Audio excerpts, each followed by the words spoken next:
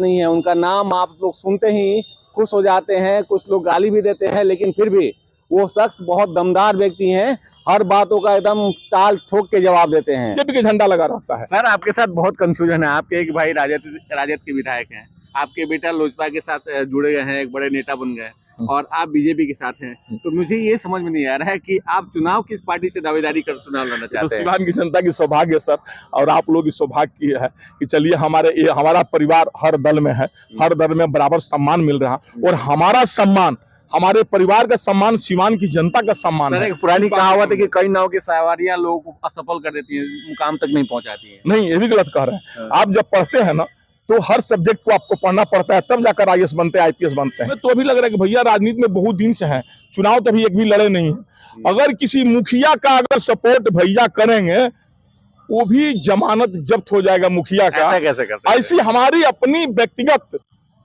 अनुभव है उनके प्रति। आप स्वयं बताएं ना। आप ये बताइए कि आप उस व्यक्ति के बारे में ये बात कर रहे हैं जिस व्यक्ति ने, मुझे जहां तक याद है, या फर्स्ट बार एमएलसी चुनाव लड़े थे, मैं भी खुद पत्रकारिता में उस समय नया था, तो उस समय उन्हीं के प्रयास से आपको फर्स्ट बार टिकट भी मिली थी बीजेपी। सर आपने ये लगता है आप मानते हैं ना? सर बताना, ये आपने अभी गलत कह दिया। वो व्यक्ति हमको न दोनों चुनाव में किसी बार उनके सहयोग से न हमको टिकट मिला, हमको टिकट दिवाए माननीय ओम प्रकाश यादव, माननीय विक्रम कुंवर जी। उन्होंने अपने दरवाजे पर हमसे कहा कि टूना जी तू ही ज्यादा मुहगर बढ़ो नेता बनो। आप हमारी बात तो सुन लीजिए सर, आपकी भावना दूर हो जाए। उन्होंने कहा कि तू ही ढेर मुहगर बढ़ो, तारा से एमएलसी के चुनाव लड़ जाइए, तू नेतागिरी आज पहले बड़ा चुपचाप जाना, दारू बेचा जो करते रहता हूँ। जो आप कहते हैं कि हम बेबाक बोलते हैं, इसीलिए बदनाम भी रहते हैं। नमस्कार, मैं हूं आकाश और जुड़ चुके हैं आप द पब्लिक थिंग से। लगातार हम लोग बात कर रहे हैं मुद्दे की, जनता के मुद्दों की बात करते हैं, हम लोग बात करते हैं पॉलिटिकल प्लेटफॉर्म की। और आज पॉलिटिकल प्लेटफॉर्म से बात करने के लिए हमारे साथ एक ऐसे शख्स हैं जो परिचय के मोहताज नहीं है। उनका नाम आप लोग सुनते ही खुश हो जाते हैं, कुछ लोग गाली भी देते हैं, लेकिन फिर भी वो शख्स बहुत दमदार व्यक्ति हैं, हर बातों का एकदम टाल ठोक के जवाब देते हैं। और ऐसे ही शख्स से आज मुलाकात हम कराने जा रहे हैं।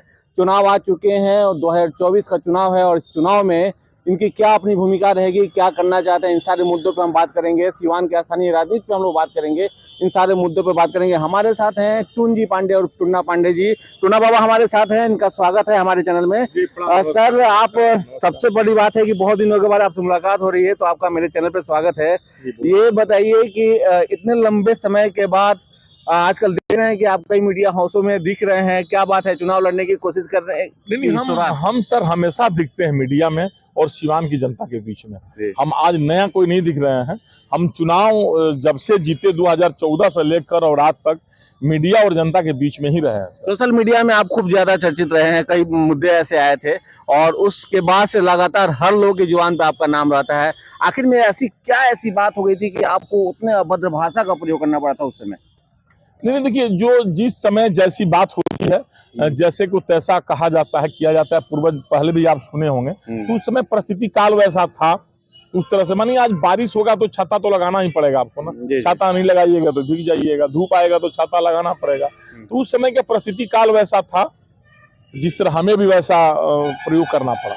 एक दो दिन पहले मैं सुन रहा था कि आप कह रहे थे कि विगत के जो 2 सांसद रहे हैं उन लोगों ने बहुत ही अच्छा काम किया है, उनकी बुराई नहीं कर सकते हैं। और एक समय रहा था कि आपने कविता सिंह के बारे में कहा था कि उन्होंने कुछ काम ही नहीं किया है। तो 2 चीजें सामने आ रही हैं। देखिए, आप कभी एक भी बयान निकाल कर हमारा दिखा सकते हैं। हमने कभी नहीं कहा कि पूर्व सांसद ने कोई काम नहीं किया, कभी वर्तमान के सामने हमने कभी कहा नहीं। अब पहली बात यह रहा कि देखिए, अब चुनावी वर्ष आ गया है। अभी 4 साल आपने जिस नेता पर जो कहा, जो नेता आपके ऊपर जो कहा, ये अलग बात है। अब जनता का बोलने का समय आ गया है। अब आपका और हमें बोलने के समय नहीं रहा है। हमारे नजर में सब नेता अच्छे हैं और पूर्व के भी जो एमपी थे वो काम अपने जाने में बहुत अच्छे किए हैं। वो कोई नेता नहीं चाहता है कि हम काम नहीं करें, वो अपने जाने में बहुत अच्छा काम किए, जनता की भलाई किए। अब जनता उस पर कितनी संतुष्ट है ये तो चुनाव में पता लगेगा ना सर। तो हमारे नजर में तो अच्छी है। कविता जी के विषय में हमने कभी आज तक टिप्पा टिप्पणी नहीं किया है, कभी भी मीडिया में न किया है, न भविष्य में करने की कोशिश करेंगे। इसीलिए वो प्रथम महिला सांसद है यहाँ की, और हकीकत में कि मान सम्मान जिला का है उनके पास कि भाई चलिए महिला सांसद है और अच्छी काम की है। 2 महिला के विषय में पूछा गया, आपने 2 सांसद के विषय में नहीं। एक विषय हमसे पूछा गया हिना मैडम के विषय में और कविता जी के विषय में कि किनसे आपका कंपटीटर है। हम कहें कि दोनों आदमी हमारे लिए सम्मानित है। देखिए दोनों आदमी सिवान की बहुत अच्छे नेत्री हैं, हम चाहेंगे राष्ट्रीय स्तर की नेत्री बने और बहुत खुशी की बात है। दोनों आदमी के काम से हम संतुष्ट रहते हैं, हमें दोनों आदमी में किसी से शिकायत नहीं है, किसी की बुराई नहीं है। दोनों आदमी जनता की भरपूर सेवा करते हैं, ये हम भी महसूस करते हैं। अच्छा बाबा, ये मैं जानना चाहता हूँ कि प्यार से तो लोग आपको बाबा बोलते ही हैं, लेकिन अभी जो वर्तमान में राजनीतिक प्रवेश बने हुए हैं, राजनीतिक परिस्थितियां बनी हुई हैं, सिवान ओवरऑल ये लगता है क्योंकि ब्राह्मणों को लेकर आपने लड़ाई लड़ी है, ठाकुर और ब्राह्मणों के बीच बड़ी संवाद होते रहे हैं फेसबुक और सोशल मीडिया वगैरह पर, तो अब ब्राह्मणों को ये सीट मिलने जा रही है और ऐसे में आपकी दावेदारी मजबूत हो जाती है। किस पार्टी से मजबूती करेंगे? पहले तो हमने कभी ब्राह्मण और ठाकुर की लड़ाई नहीं लड़ा, इसको तो पहले बातें रही हैं। नहीं, हम बता रहे हमने कभी ठाकुर ब्राह्मण की लड़ाई नहीं लड़ा। अभी हमारे टीम में देखिएगा अजय सिंह जी ओइनी, रंजीत सिंह जी मुड़ेरा। अच्छा। तो अब ऐसी बात नहीं, हमारे टीम में लगभग आप 45% ठाकुर वर्ग के लोग पाइएगा, सब लोग हमको देवता करके प्रणाम करता है। हो सकता है कोई अब शब्द भी बोलता है लोग, तो ब्राह्मण में भी लोग बहुत लोग जो शब्द बोलता है, उसमें जात को लेकर नहीं हम चलना चाहते हैं। हर वर्ग के लोग हमारे साथ हैं सर, चाहे वो ठाकुर वर्ग के लोग भी हों, ब्राह्मण वर्ग के लोग हों, ये नहीं कि दलित हो, चाहे महादलित हो, चाहे बैकवर्ड फॉरवर्ड, सब लोग हों। हाँ बताइए। नहीं मैंने इसमें ये नहीं कि हम इस जात को लेकर मैंने इनसे साथ, कभी ठाकुर से हमारी कभी दूरी कहाँ रहा। हमारे गाड़ी में हमेशा ठाकुर लोग, अभी आपसे नाम दे दिया ना, अभी आप जाकर पूछिए अजय सिंह ओइनी, अभी रंजीत सिंह जाकर पूछिए मुड़ेरा, तो बता देगा। हमारे क्षेत्र के बाबू साहब लोग से पूछिए, सब लोग हमारा सम्मान देता है, इज्जत देता है, ऐसी बात थोड़ी है। सबके साथ लेके चलने की आपकी योजना है? हमेशा वही सबके साथ चलने का ही नतीजा है कि आज हम सिवान की जनता के दिलों में बसते हैं। सिवान की जनता हर वर्ग के लोग हमको चाहता है, चाहे किसी वर्ग के लोग हों, इसलिए हमें एक जात में नहीं बांटा जाए और न हम एक जात के नेता हैं। हाँ, ये तो हम जरूर आपसे कहते हैं कि ब्राह्मणों की भागीदारी जितनी होनी चाहिए उतनी भागीदारी बिहार में नहीं है। ब्राह्मणों की आबादी अगर आपने जनगणना कराया तो 7.5% आ रही है, तो 7.5% भागीदारी के हिसाब से हमें भागीदारी मिलनी चाहिए, जबकि हमारे मात्र 2-3 सांसद हैं। आप अपने आप सोच लें कि हम उनकी भागीदारी मांग रहे हैं। आपने जो कहा, हम ये नहीं लड़ रहे हैं कि आप इस जात को दी जाती है। ये इतना निश्चित है कि सिवान के राजनीति में हमने ये महसूस किया है, जो आप कहते हैं कि हम बेबाक बोलते हैं इसीलिए बदनाम भी रहते हैं, इसको लोग गलत अर्थ लगाता है। दूसरा, हमारी भावना गलत नहीं रहती है। सिवान की राजनीति में 3 वर्ग एकदम हाशिए पर हैं, ब्राह्मण, दलित और मोहम्मदम। अच्छा। सिवान की राजनीति में आप स्वयं देख ले कि ब्राह्मणों की आबादी क्या है, बिहार में ब्राह्मणों की आबादी क्या है। पूरे बिहार की राजनीति में 3 वर्ग जो है, मोहम्मदम वर्ग, ब्राह्मण वर्ग और दलित वर्ग, तीनों हाशिए पर चले गए हैं। ये आवाज उठाना अगर कोई गलत है तो भाई गलत समझे। कोई अगर हाशिए पे चले गए हैं और इसको लेकर तहजीब नहीं दी जा रही है, तो कहीं ना कहीं सरकार इस पे दोषी है। नहीं, देखिए सरकार की ज्योति नहीं, हम दोषी नहीं मानेंगे। हम इस वर्ग के लोगों को आगे आने के लिए आह्वान करेंगे, अपना अधिकार मांगने के लिए। अब क्या सरकार थोड़ी कहेगी ब्राह्मण क्यों पीछे है, मुसलमान क्यों पीछे है? यही तो देखिए, हम मुसलमान वर्ग के लोग को भी, ब्राह्मण को भी या दलित को भी, जो वर्ग पीछे हैं, जो विद्यार्थी कमजोर हैं, तो स्कूल की दोष आप दीजिएगा, अच्छी बात नहीं है। मास्टर को दोष देंगे, अच्छी बात नहीं है। हम विद्यार्थी को कहेंगे कि आप पढ़ें, आप आगे बढ़ें, आप इतना कमजोर क्यों हैं। हम यही कहना चाहते हैं ना कि एक समय था कि कांग्रेस 70 वर्ष राज की, ब्राह्मण, दलित और मोहम्मदम। आज ये समय आ गया कि राजनीतिक हाशिए पर तीनों वर्ग चला गया, ब्राह्मण और दलित और मोहम्मदम। और सबसे बड़ी बात, आप आगे आने के लिए क्या होना चाहिए आपके दृष्टिकोण से? अब इनके ये वर्ग के लोगों को हम आह्वान करते हैं कि वो राजनीति में आगे आए, वो अपने को अपमानित महसूस करके घर न बैठे, वो अपने अधिकार को मांगे। नहीं मांगेंगे तो आने वाली पीढ़ी उन्हें माफ नहीं करेगी। आने वाले जब पीढ़ी है वो कहेगी कि हमारे पूर्वजों ने हमारे लिए कुछ नहीं किया, तो हम उसी आवाज को उठा रहे हैं। ब्राह्मणों के अधिकार के लिए आपने लड़ाई लड़ी, तो आप क्या लगता है कि आगामी चुनाव में, जो लोकसभा चुनाव है, इसमें किन-किन सीटों पे आप लड़ेंगे? आप देखिए अब हम सिर्फ ब्राह्मणों के लिए नहीं लड़ा, हम तीनों वर्ग का नाम लिया, हम हर वर्ग का नाम लिए, लेकिन अब रह गया कि ब्राह्मणों की भागीदारी। देखिए सब लोग कहता था, क्योंकि ब्राह्मण आप हम बता रहे हैं ना, सब लोग कहता था कि ब्राह्मण है ही नहीं है बिहार में, सिवान में ब्राह्मणों की आबादी नहीं है। लेकिन अभी जातीय जनगणना आपको स्पष्ट कर दिया कि सवर्ण में सबसे ज्यादा ब्राह्मण है, ब्राह्मण से ज्यादा सवर्ण में कोई जात नहीं है। आप जोड़ के देख लीजिए, ब्राह्मण हम 7.5% है, भूमिहार ब्राह्मण और ब्राह्मण मिलाकर के, दोनों ब्राह्मण ही होता है। भूमिहार ब्राह्मण भी, मैथिल ब्राह्मण, कानकुज ब्राह्मण, सरजुपारी ब्राह्मण, झुटिया ब्राह्मण, सकलदीपी ब्राह्मण, ये टोटल ब्राह्मण हुए हैं। अगर दोनों को जोड़ दीजिए 7.5%, अगर अलग भी कर रहे हैं तभी भी 3.67% हमसे नीचे ही अदर लोग हैं। तो सवर्ण ब्राह्मण तो हमेशा जातीय जनगणना में भी आगे हैं। तो भागीदारी तो उस तरह मिलनी चाहिए। भागीदारी जो नहीं मिलती है, हमें तीनों समाज के विषय में आग्रह करते हैं भागीदारी मिलने की बात एक तो हो गई, दूसरी ये आपने पूछा हमसे कि कहाँ कहाँ आप माने ब्राह्मण क्या अति कर रहा। देखिए, ब्राह्मणों की सबसे बड़ी प्राथमिकता है सीवान।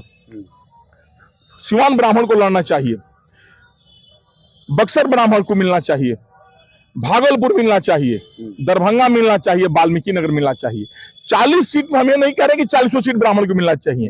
ये 5 सीटें जो हैं सो ब्राह्मण बहुल सीट है और इसमें हर दल के लोग विचार कर रहे हैं। ये नहीं किसी एक दल के लोग विचार कर रहे हैं, हर दल के लोग चाहते हैं कि 5 सीटों पर ब्राह्मणों की भागीदारी हो, बेगूसराय, नवादा, भूमिहार की भागीदारी हो। माने ये सब वर्ग के लोग चाहते हैं, हर दल के लोग चाहते हैं और हर दल लोग आपस में मंथन भी कर रहा है।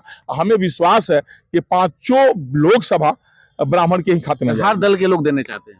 हर दल इस पर विचार कर रही है सर, देना चाहते हैं। तो ब्राह्मण के खाते में क्या, आप जिस पार्टी से हैं, बीजेपी से आप हैं, तो बीजेपी में जाना मिलेगी क्या? यहाँ बिल्कुल, हमें तो विश्वास है सर। तो इसके लिए तो ऑलरेडी मंगल पांडे जी पूर्व मंत्री रहे हैं, वो घूम रहे हैं। नहीं, देखिए वो बाहरी उम्मीदवार है, वो सीवान के नहीं रहने वाले जिले के तो है। नहीं, देखिए आप लोकसभा लड़ रहे हैं कि सीवान जिला लड़ रहे हैं, आप हमें एक स्पष्ट करें। सीवान जिला की चुनाव हो रही है कि सीवान लोकसभा की चुनाव हो रही है, पहले ये आप स्पष्ट कर लें। सीवान लोकसभा की चुनाव हो रही है, इसके लिए आपने जिनका नाम लिया वो भैया यहाँ के लिए बाहरी उम्मीदवार हैं। उनसे योग्य उम्मीदवार बीजेपी में और ब्राह्मण में, चाहे हर वर्ग में यहाँ लोग हैं। तो सीवान लोकसभा के किसी व्यक्ति को उम्मीदवार बनाया जाए, न कि बाहरी किसी को बनाया जाए। फिर बाहरी को लाया जाएगा, फिर बाहरी का हल्ला हो जाएगा, थप्पा लगेगा बाहरी का। बाहरी उम्मीदवार को क्यों समर्थन करेंगे? लगातार जनता के बीच जा रहे हैं, खुद को प्रमोट कर रहे हैं, अपने उनके पार्टी के लोग कर रहे हैं, फिर आप क्यों नहीं? देखिए, उनकी जनता में कितनी पकड़ है ये तो एमएलसी के चुनाव में ही स्पष्ट हो गया। एमएलसी का जो चुनाव हुआ, हमने भी 2 बार चुनाव लड़ा, हमारी जनता में कितनी पकड़ है, हमारे चुनाव में उन लोगों ने कितना मदद किया, ये सारे लोगों को पता है, जग जाहिर है। और तो हम लोगों की पकड़ कितनी है सीवान की ब्राह्मण की, चाहे सीवान के नेता की। और जो सीवान से लोकसभा से बाहरी नेता हैं, उन्होंने भी इस बार एमएलसी का चुनाव लड़ाया, जो 3 नंबर में पहुंचाया। तो जनता तो उनको स्पष्ट कर दिया। मैंने आपको कहने का मतलब है कि वो नहीं, वो सपोर्ट नहीं करते तो वो जीत जाते हैं। हाँ, अगर वो प्रचार नहीं करते तो जो उम्मीदवार एनडीए के थे वो इतने सक्षम थे और उनकी इतनी पॉपुलरिटी थी और हर वर्ग में इतने लोग अच्छे थे, वो चुनाव जीत गए। उसका जीता जाता उदाहरण क्या है? कोऑपरेटिव का चुनाव। कोऑपरेटिव के चुनाव में उन्होंने उनका मदद नहीं लिया, या गोपनीय लिया होगा, सामने से नहीं लिया, चुनाव जीत गया। अगर एक कोऑपरेटिव में भी सामने तो चुनाव लेते, तो सूचना मिली थी कि उसमें हिना साहब ने काफी सपोर्ट किया था। भाई उनकी देखिए अपन व्यक्तिगत छवि उस व्यक्ति का ऐसा है कि जिला में हमने कहा कि हर वर्ग के लोग, हर संप्रदाय के लोग उनके साथ हैं, सब लोग उनका बिल्कुल उनका सपोर्ट करते। वो एमएलसी के चुनाव जीत भी सकते थे, कोई बड़ी बात नहीं थी। वो तो खाली भैया का प्रचार करने का देन हुआ, उसका रिजल्ट हुआ कि उनको लोगों ने हरा दिया, 3 नंबर में उनको कर दिया। तो भैया का जिसके नाम आप ले रहे हैं उनका तो रिजल्ट पब्लिक यहाँ बता दिया। हाँ, सब संगठन में उनकी पकड़ है, संगठन में आते हैं, संगठन के लोग उनको प्रमोट कर रहे हैं, चाह रहे हैं। हमें तो अभी लग रहा है कि भैया राजनीति में बहुत दिन से हैं, चुनाव तभी एक भी लड़े नहीं है।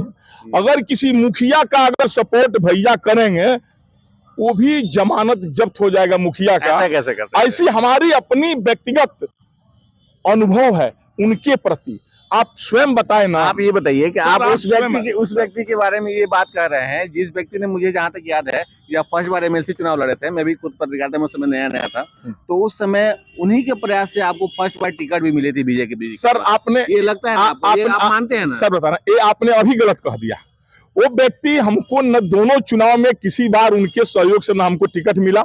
हमको टिकट दिवाए माननीय ओम प्रकाश यादव, माननीय विक्रम कुंवर जी। उन्होंने अपने दरवाजे पर हमसे कहा कि टूना जी तू ही ज्यादा मुहगर बढ़ो नेता बनो। अब हमारी बात तो सुन लीजिए सर, आपकी भावना दूर हो जाए। उन्होंने कहा कि तू ही ढेर मुहगर बढ़ो, तारा से एमएलसी के चुनाव लड़ जाइए, तू नेतागिरी आज पहले बड़ा, चुपचाप जाना दारू बेचा जो करता रहता हूँ। हमको अपमानित करके उन्होंने अपने घर से लौटा दिया। आप उस व्यक्ति के कह रहे कि उन्होंने हमको टिकट दिलवाया। यही कारण है कि आप विरोध भी कर रहे हैं आप? नहीं, देखिए विरोध उनका ये नहीं कर रहे, विरोध ये कर रहे हैं कि उनकी ये उनका सपोर्ट करने का नतीजा हुआ कि एक एमएलसी का एनडीए का उम्मीदवार हार गया। एक उम्मीदवार प्रथम एनडीए का पहला एमएलसी सिवान का टूना पांडे है। इसके पहले कोई एमएलसी नहीं था एनडीए का, और 2 बार हमने लगातार रहा, और इस बार भी वो सपोर्ट नहीं किए रहते तो एनडीए का ही प्रत्याशी एमएलसी यहाँ का रहता है। ये अफसोस हमें होता है ना कि वो अगर यहाँ सपोर्ट करके एक एनडीए का सीट कमजोर कर देंगे। माननीय मुख्यमंत्री सीधे तौर पर आप ये कहना चाहिए मंगल पांडे जिससे सपोर्ट करेंगे वो हार जाएगा 100%, उसमें कोई पूछने की बात ही नहीं। उनको तो भाई रिजल्ट अभी देखिए ना, मंगल भैया को नाम तो हो गया, चले भैया है, आप अभी इतने दिन के राजनीति में 10 साल से हैं, अभी दुर्गा पूजा उनको लगा है कि इसी साल दुर्गा पूजा हुआ है, इसके पहले कभी दुर्गा पूजा नहीं हुआ है। आपने कभी देखा उनको पंडाल में घूमते हुए इसके पहले? इस बार चुनाव लड़ना है तो सर देखिए, आप तो स्वयं सोचें, वो स्वास्थ्य मंत्री भी रहे, एमएलसी रहे 10 साल। अगर वो सिवान की जनता है और सिवान के कहते हैं कि हम नेता हैं, तो सिवान के एक भी पंडाल में तो इसके पहले गए रहते। आपने कभी देखा? नहीं देखा। हमने आप अभी उनके बूथ पर जाकर काउंटिंग कर लीजिए, बीजेपी की क्या स्थिति है, कितने से बीजेपी वहां चुनाव बताया था कि अपने बूथ से हार गए। अपने बूथ से आप काउंटिंग करके देख लेना, प्रत्यक्ष देख लेना। हाँ, पार्टी में उन्होंने काम किया, पार्टी उनको पुरस्कृत कर रही होगी टिकट देकर, या चाहे जो भी हो, लेकिन ये निश्चित है कि संगठन में जनता के लिए तो काम किया है ना, मेडिकल कॉलेज सिवान की जनता के लिए उन्होंने कुछ नहीं। क्या बात कर रही है सर, मेडिकल कॉलेज की उसकी मांग बहुत पहले से थी, और सिवान के जितने पूर्व नेता सबसे पूछे कि मेडिकल कॉलेज किनके सहयोग से हुआ, आप पूछ लीजिए। अभी सदर अस्पताल की क्या स्थिति है उसका पता लगाइए। नहीं, उनके विषय में हम ज्यादा कुछ नहीं बोलना चाहेंगे, वो सिवान की जनता उनको इसके पहले बता चुकी है।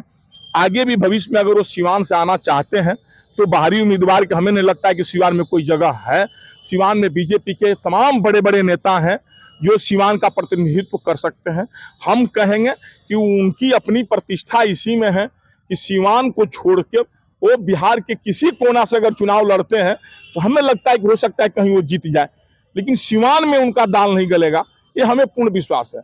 एकदम सिवान की जनता की नस पहचान करके, सिवान की जनता की माने भावना को हम समझ करके बात आपसे कह रहे हैं।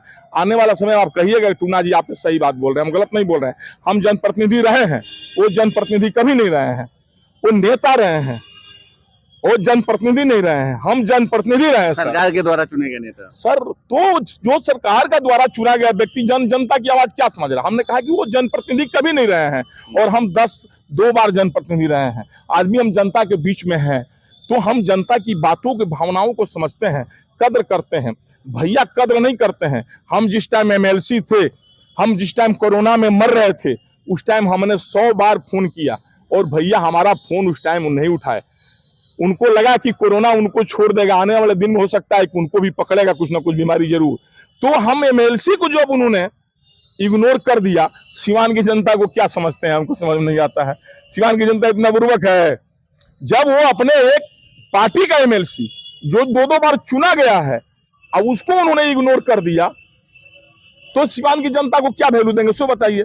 और मुझे तो ये लग रहा है कि मंगल पांडे से आपको बहुत ज्यादा खुन्नस है, लगातार उनके बारे में जो बातें कर रहे हैं, हमको नहीं लगता है कि कोई सिवान के नेता इतना बोल पाते होंगे। देखिए, आप इसको खुंदक समझ रहे हैं तो समझें, हम हकीकत बात सिवान की जनता के सामने ला रहे हैं। खुंदक रहता तो उनके सामने झगड़ा करते, उनसे झगड़ा अभी मिलेंगे, पैर छू के उनको प्रणाम करेंगे। भाई ये देखिए, उनके राजनीतिक खुन्नस नहीं, राजनीतिक खुन्नस नहीं, उनकी जो हकीकत है, जो राजनीतिक व्यक्तित्व उनका है, और सिवान की जनता के प्रति जो उनकी सोच है, उसको हम उजागर करते हैं, हम बता रहे हैं। उनसे व्यक्तिगत कोई झगड़ा नहीं है। आज भी भैया हमको मिलेंगे तो हम उनको 5 बार दोनों पैर छूकर प्रणाम करेंगे। अभी जो लोगों को लग रहा है और मुझे जो समझ में आ रहा है कि सबसे मजबूत दावेदारी के रूप में अगर सिवान में कोई बीजेपी से है तो वो मंगल पांडे है। फिलहाल अगर मतलब ब्राह्मणों को सीट मिलती है तो क्या आप किस पार्टी से दावेदारी करेंगे? देखिए, सिवान की जनता सो निर्णय कर देगी सर, हमें पार्टी क्यों पूछा जा रहा है। हम सिवान की जनता के प्रतिनिधित्व करते हैं। सिवान की जनता आप आने वाले समय में हर पार्टी में सर आपका संबंध सर एक महीना वेट कर लिया जाए। हर महीने आपका 1000 रुपया कटता है सर, हमारे गाड़ी पर बीजेपी का झंडा, हमारे पास उसका क्या नाम कहते हैं स्टेटमेंट निकालिए। अभी पिछले 1 महीना तक भी, अब ये महीना का तो फरवरी में कटेगा, जनवरी तक भी 1000 रुपया महीना कटता है हमारे खाते। बीजेपी के नेता खुद को बता रहे हैं, दूसरी तरफ अरे भाई हम बता नहीं रहे हैं, ये आप गलत कह दिए। हम प्रूफ दे रहे हैं आपको कि कौन सा बीजेपी का नेता का 1000 रुपया महीना करता है? बीजेपी काटती है। सिवान में किसी नेता का नाम बताइए 10 गो का। हमारा 1000 रुपया बीजेपी हर महीना काटती है। इसका मतलब कि हम बीजेपी के सदस्य हैं तभी तो काटती है। आप मानते हैं क्या? अरे भाई हम क्यों नहीं, हम मानते नहीं है, बीजेपी मानती है। हमने मानने न मानने से क्या है, बीजेपी अपना सदस्य हमको मानती है। हम बीजेपी के नेता हैं, आज भी बीजेपी का हमारे ऊपर झंडा लगा हुआ है। हम कहीं भी किसी की भी दरबार में जाते हैं, आप कभी बीजेपी का झंडा हमारे गाड़ी में उतरे हुए नहीं पाइएगा। आप कभी गाड़ी में देखते हैं बीजेपी झंडा रहता है। जिसका नाम ले रहे हैं, चाहे किसी दल के यहाँ जाए, किसी दल के कार्यालय में जाए, बीजेपी के झंडा लगा रहता है। सर आपके साथ बहुत कंफ्यूजन है। आपके एक भाई राजद के विधायक हैं, आपके बेटा लोजपा के साथ जुड़े गए हैं, एक बड़े नेता बन गए, और आप बीजेपी के साथ हैं। तो मुझे ये समझ में नहीं आ रहा है कि आप चुनाव किस पार्टी से दावेदारी कर चुनाव लड़ना चाहते हैं? तो सिवान की जनता की सौभाग्य है सर, और आप लोग की सौभाग्य की है कि चलिए हमारा परिवार हर दल में है, हर दल में बराबर सम्मान मिल रहा, और हमारा सम्मान, हमारे परिवार का सम्मान सिवान की जनता का सम्मान है। एक पुरानी कहावत है कि कई नाव की सवारियां लोगों को असफल कर देती हैं, मुकाम तक नहीं पहुंचाती हैं। नहीं, ये भी गलत कह रहे हैं। आप जब पढ़ते हैं ना, तो हर सब्जेक्ट को आपको पढ़ना पड़ता है, तब जाकर आईएएस बनते हैं, आईपीएस बनते हैं। किसी एक सब्जेक्ट को नहीं। एक सब्जेक्ट ऑनर्स खाली माना जाता है कि हम इतिहास से आईएएस कर रहे हैं या संस्कृत से हम कर रहे हैं। सब्जेक्ट तो सब पढ़ना पड़ता है, आप नहीं पढ़िएगा। देखिए, हर पार्टी का काम है, हर पार्टी का मेमोरेंडम है जनता की सेवा करना। किसी पार्टी का ऐसा मेमोरेंडम नहीं पाइएगा जिसमें जनता की सेवा नहीं करना लिखा हो। तो जनता की सेवा हर जगह, हर प्लेटफॉर्म से हमको करना है। रेलवे स्टेशन से अगर सहयोग करें या बस स्टैंड से करें, तो हम तो हर जनता की सेवा कर रहे हैं ना। सिवान का, हमारे घर के लोग जनता की सेवा कर रहे हैं। प्लेटफॉर्म अलग अलग है, इसमें सिवान की जनता खुश होनी चाहिए, सिवान की जनता का सम्मान है। तो टूना बाबा, लेकिन इस बार आपने एमएलसी पद छोड़ दिया और कोई जोर जबरदस्ती भी नहीं किया कि मुझे बीजेपी से चाहिए। आखिर में ये पद छोड़ने के बाद और एक गैपिंग हो जाती है। जब आप किसी पद पे नहीं होते हैं, मतलब सामाजिक पद पे नहीं होते हैं, तो एक गैपिंग हो जाती है जनता के साथ। अब ऐसे में इस गैपिंग को भरना और पुनः पार्टी में अपनी दावेदारी को मजबूत करने के लिए आपका अगला कदम क्या होगा? देखिए, हमें महसूस नहीं हुआ कि हम जनता से दूर हैं या पार्टी से दूर हैं। आप सोशल मीडिया के मार्फत भी देखते होंगे, या हमारे साथ कहीं आप चलें, बिहार से बाहर चलें या सिवान से बाहर किसी बिहार के कोना में चलें, आप देखें हमारी लोकप्रियता कितनी है। हमें नहीं लगता है कि हम आप जो बता रहे हैं कि हम एमएलसी के चुनाव से अलग हो गए, तो हम जनता से अलग हुए या पार्टी से अलग हुए। हमें ये गैपिंग नहीं लगा, आज तक हमको लगा ही नहीं कि हम थोड़ा सा गैपिंग है सर। हम आज भी जनता से जुड़े हुए हैं, आज भी हर पार्टियों से जुड़े हुए हैं, संगठन से जुड़े हुए हैं। हमको गैपिंग कहीं नहीं लगा सर। तो हम हमेशा साथ में, इसमें हमें जनता से और पार्टी से कभी भी नहीं लगा कि हमारी दूरियां हैं। हम हमेशा जनता और पार्टी के साथ जुड़े हुए हैं। आपको याद होगा, इसी एक नेता का नाम बता दीजिए बिहार का, पूना पांडे का अलावा। हम इसी टाउन हॉल में 5000 लोगों के बीच में, और जिनका नाम ले रहे हैं, वो मंत्री जी के सामने स्टेज पर खड़ा होकर और खुश होकर पूरा चेहरा पर ग्लेजिंग लाकर हमने कहा कि इस बार हम एमएलसी का चुनाव 2021 में नहीं लड़ेंगे।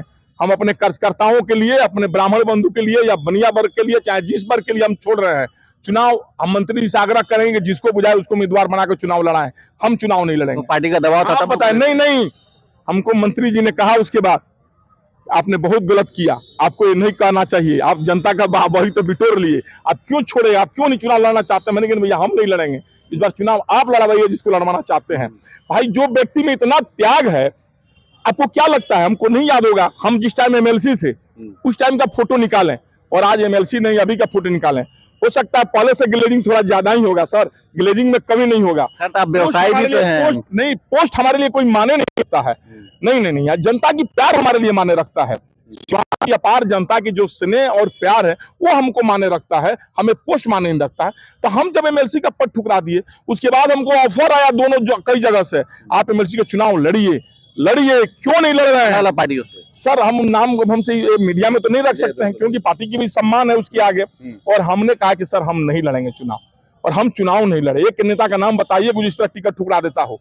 हमें, आप जिसका नाम ले रहे हैं वो आप घूम रहे हैं, क्या नाम है, दुर्गा जी के पंडाले, हमको चुनाव लड़ना है। हम एक व्यक्ति हैं जो सीना ठोक करके हमको एमएलसी के चुनाव नहीं लड़ना है कोई हमारे हिसाब से? बताइए आप ही के जैसे ओम प्रकाश यादव को भी ने भी ठुकरा दिया था और वो लोकसभा चुनाव नहीं लड़े थे। अब इस बार वो भी दावेदारी कर रहे हैं, जिस तरह से आप बोल रहे हैं बाबा के लिए, मंगल बाबा के लिए, उसी तरह से उनकी भी कहीं भाषा प्रयोग नहीं। आपने ओम प्रकाश भैया हमारे गुरु हैं, उन्होंने ठुकराया नहीं, ये आप गलत शब्द कह दिए। उनको पार्टी टिकट नहीं दिया, महागठबंधन ये जो यहाँ का गठबंधन था, सीट था, वो गठबंधन में किसी और दल को चला गया, इसीलिए उन्होंने चुनाव नहीं लड़ा। उन्होंने ठुकराया कहा, उसके बाद उन्होंने विधायक का चुनाव लड़ा। पार्टी ने दिया भाई पार्टी दिया तभी ना, वो पार्टी की बात माने। पार्टी ने कहा चुनाव नहीं लड़िए, उन्होंने नहीं लड़ा। उन्होंने ठुकराया नहीं। अगर उनको विधायक का टिकट मिला और कहते कि हम नहीं लड़ेंगे, तब आप हमारे श्रेणी में खड़ा कर सकते थे। हमारे श्रेणी में किसी को खड़ा करने का भी मतलब उनको पार्टी ने नहीं दिया भाई। वो जब चला गया गठबंधन में, जदयू में सीट चला गया, तो जदयू को उम्मीदवार लड़ेंगे ना, जदयू को उम्मीदवार लड़े। चलिए, आपके सामने एक राजनीतिक गुरु, जी। दो ऐसे सम्मानित महिलाएं जिनको आप बहुत मानते हैं, जो विकास के लिए बहुत सारा काम कर चुके हैं। उनके एक साहब, उनके परिवार है, उनकी पत्नी है, दूसरे कविता सिंह है। ये दो सम्मानित महिलाएं हैं, वो भी चुनाव लड़ेंगी कहीं ना कहीं से, और हो सकता है कि आपको भी टिकट कहीं ना कहीं से मिलेगा, ये आप श्योर कर रहे हैं, जो बातचीत से समझ में आया है। लेकिन अब आपके एक राजनीतिक गुरु भी हैं, वो भी चुनाव लड़ने के लिए आतुर हैं और लड़ेंगे ही, चाहे निर्दलीय ही क्यों ना लड़े। ऐसे में आप क्या स्टैंड अपनाएंगे? अपने गुरु को सपोर्ट करेंगे? देखिए, गुरु जी वाली बात रह गई। जब महाभारत हुआ ना, तो अर्जुन और भीष्म पितामह एक साथ ही लड़े, द्रोणाचार्य और अर्जुन एक साथ लड़े। तो हमारे गुरु जी द्रोणाचार्य हैं, हम अर्जुन हैं। ऐसा थोड़ी है कि नहीं हम लोग लड़ाई में पीछे भागेंगे। महाभारत होगी, एक साथ दोनों आदमी लड़ेंगे, शिष्य भी लड़ेगा, गुरु भी लड़ेंगे। आखिर जीत किसकी होगी?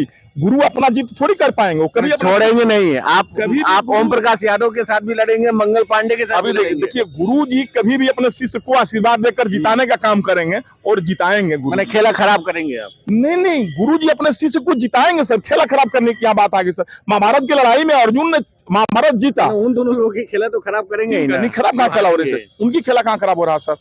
हमारे गुरुजी हमारा सपोर्ट करेंगे सर, हमें पूरा विश्वास है। आप उनसे इंटरव्यू ले सकते हैं। अगर कह दें कि हम टूना बुआ का सपोर्ट नहीं करेंगे, तब बात मान जाएंगे। आप इंटरव्यू उनका ले सकते हैं। हमें पूर्ण विश्वास है कि हमारे गुरुजी द्रोणाचार्य के जैसे इस अर्जुन को हमेशा सपोर्ट करेंगे। अब जहां तक रह गई हमारे दोनों सम्मानित महिलाएं, तो यह स्पष्ट बात है कि उन लोगों से ना हमारा कोई कंपटीशन है, ना कोई द्वेष है, ना कोई बात है। हम उन लोगों का सम्मान करते हैं और हमेशा करते रहेंगे। उन लोगों के साथ ना हमारा कभी लड़ाई था, ना कभी लड़ाई होगा। वो लोग जैसा, अगर हमें जहां तक लगेगा सिवान की जनता जिस तरह हमें कहेगी, तो हम उस तरह से काम करेंगे। हमें उनसे कोई विरोध नहीं है। दोनों आदमी से, दोनों आदमी का हम बहुत ज्यादा सम्मान करेंगे, थोड़ा बहुत सम्मान नहीं करेंगे। हकीकत है कि सिवान का, पूरा बिहार की नाज है दोनों महिलाएं हमारे सिवान की, इसलिए दोनों की जितनी बड़ाई की जाए कम है। उनसे लड़ने का कोई तो प्रश्न ही पैदा नहीं होता है। टूना पांडे जी ने जो राजनीतिक बातें बताई हैं, ये कहीं ना कहीं बहुत बड़ा संग्राम लेके आएगी पूरे सिवान में। अब एक